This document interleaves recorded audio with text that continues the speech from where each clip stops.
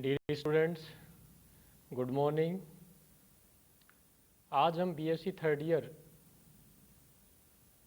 के first paper का प्रारंभिक जो चैप्टर है वो देखेंगे। बीएससी पार्ट थर्ड ईयर के अंदर टोटल 3 पेपर्स हैं। First paper structure and function of coordinate है, कशेरुकियों की संरचना एवं कार्य।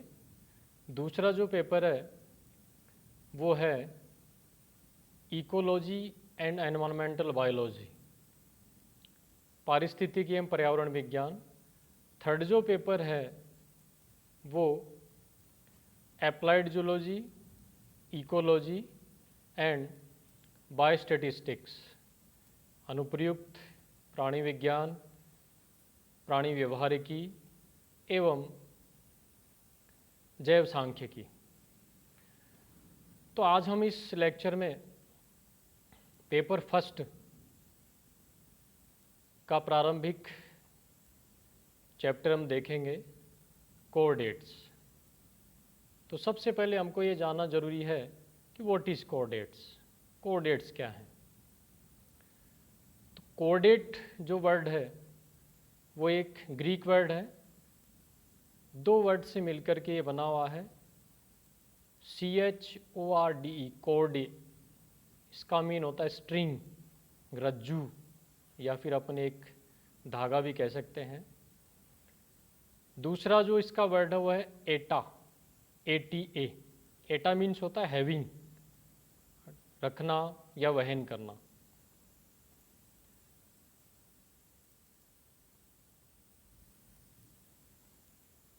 विश्व में जंतु जगत को मुख्यतया नोटोकॉर्ड की उपस्थिति, नोटोकॉर्ड कहते हैं पृष्ठरज्जु को, नोटोकॉर्ड की उपस्थिति व अनुपस्थिति के आधार पर 2 प्रमुख संघों में बांटा गया है।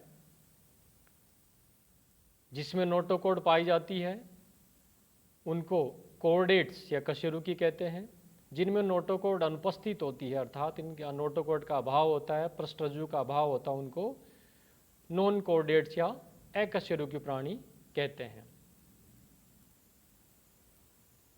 नोटोकॉर्ड उच्च कशेरुकी जंतुओं में कशेरुक दंड में परिवर्तित हो जाती है, अर्थात भ्रूणीय अवस्था से लेकर के वयस्क अवस्था तक सभी कोऑर्डिनेट्स में नोटोकॉर्ड जीवन की किसी न किसी अवस्था में जरूर ये उपस्थित होती है या पाई जाती है। कोऑर्डिनेट्स के बारे में तथा इसका जो विस्तृत जो अध्ययन किया था वो 1880 में बाल्फोर नामक वैज्ञानिक ने किया। टैक्सोनोमिस्ट ने बताया कि पृथ्वी जगत में लगभग 20 लाख प्रजातियां या 20 लाख स्पीसीज अप्रोक्सीमेट पाई जाती हैं पूरे पृथ्वी जगत पर।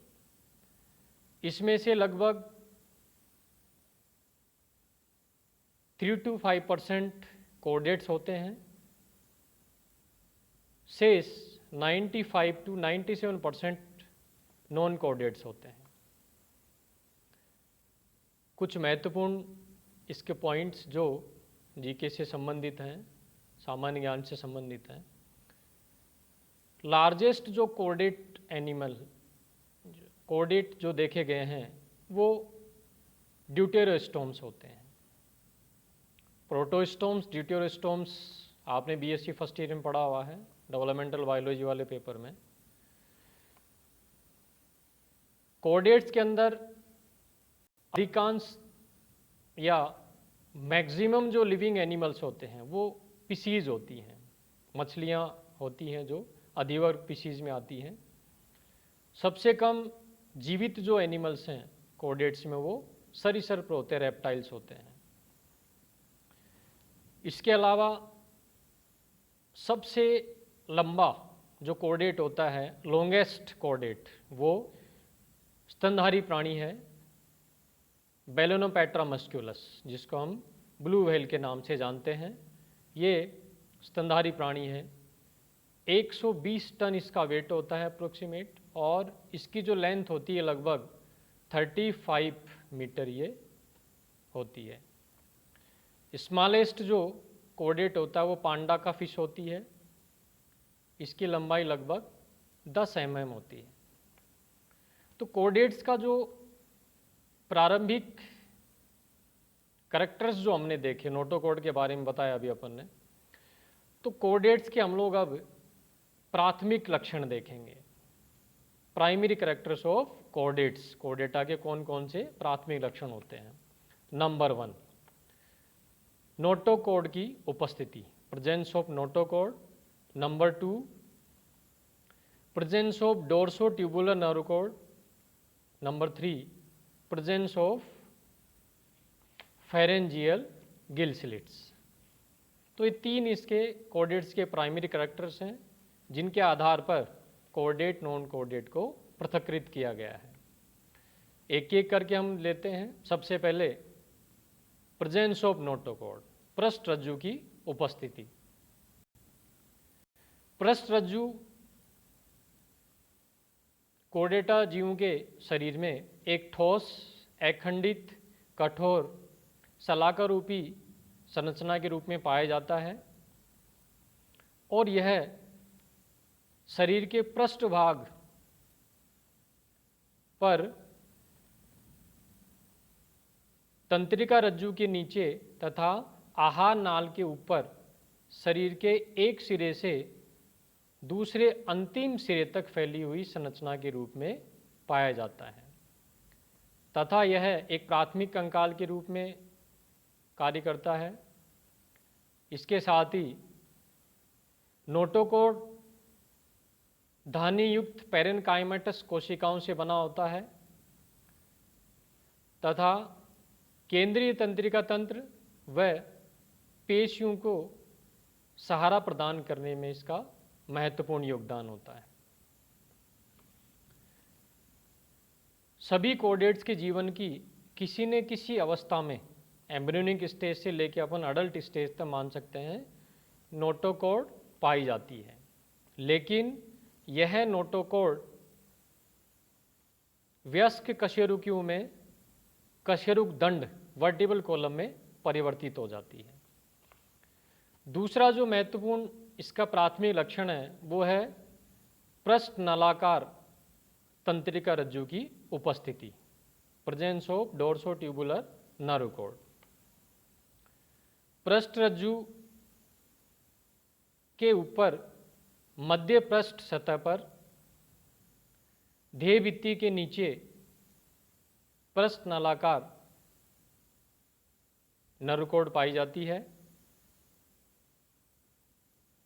और यह भ्रूणीय अवस्था में या भ्रूणीय अवस्था की एक्टोडर्म, बाह्य स्तर एक्टोडर्म के मध्य पृष्ठ भाग के अंतर्वलन के द्वारा विकसित होती है।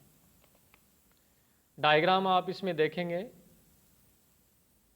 नीचे इसमें डायग्राम दिए हुए हैं जो आपने ये दिया हुआ आपका फर्स्ट पेज पे। फर्स्ट में आप देखें ए में, इसमें न्यूरल ट्यूब इसमें फंक्शन हो रहा है। दूसरे में आप देखें इसमें न्यूरल ग्रोव, न्यूरल खांच बन गई है, और न्यूरल खांच बनने के बाद में आप देखें इसके बाद में तीसरे सी वाले डायग्राम में न्यूरल फॉल्ट्स बन गए। और न्यूरल फॉल्ट्स बनने के बाद क्या होता है, अगली अवस्था के अंदर ये जो न्यूरल फॉल्ट्स होते हैं ये एक दूसरे के पास में आ जाते हैं, दोनों सिरे, और लास्ट में जाकर के ये पोजीशन आ जाती है और न्यूरल क्रेस्ट का फॉर्मेशन होता है। न्यूरल क्रेस्ट बनने के बाद में आप देखें आंतरिक भाग में गोलाकार नर्व कॉर्ड बन जाती है, जिसमें न्यूरल क्रेस्ट और न्यूरल ट्यूब इसमें बन जाता है। तो कंप्लीट एक ये न्यूरल ट्यूब के द्वारा नर्व कॉर्ड के निर्माण की प्रक्रिया इसमें दिख रही है। इसके साथ ही हम देखना चाहेंगे इसमें कि अधिकांशतः सुविकसित कोडेट्स में तंत्रिका जो नलिका होती है इसका अग्रभाग चौड़ा होकर मस्तिष्क